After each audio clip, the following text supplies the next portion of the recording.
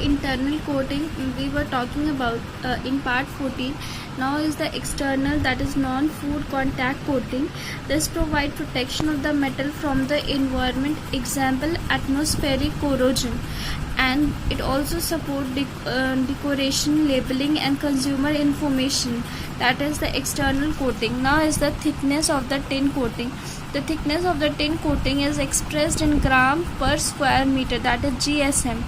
The coating thickness can vary depending on the characteristics of the product to be packed, and the tin plate is to be lacquered or printed on the surface. The requirement of the thickness of tin coating can be same or different from the internal and external surface.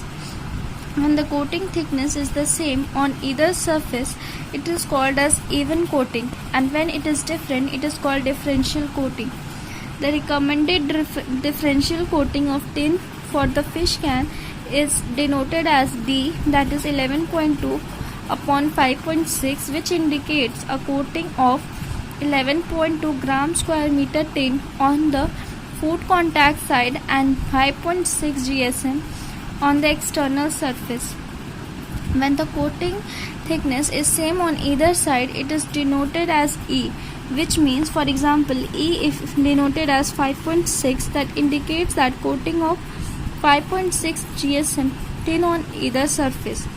Now is lacquering. Lacquering is done so that the food cannot be in contact, if it is in contact with the surface, so that it may not undergo oxidation. So to stop it from that, lacquering is done. Lacquering is applied mainly when only after the tin plate is cut.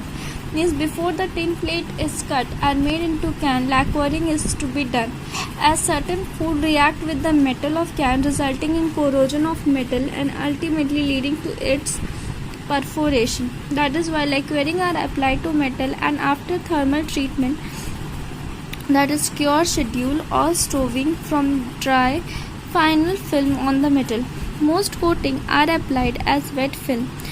The major constituents in the can coating as applied of the metal include the resin, cross-linking agent, that is almost always present, additives, solvents not always present. Food lacquer consists essential of a solution of a resin or resin drying oil complex in a volatile solvent. The resin used in the manufacture of food lacquers may be natural or synthetic. Natural resin containing a small proportion of synthetic resins combined with semi-drying or drying oils, a class of lacquers called as oleoresinous lacquers.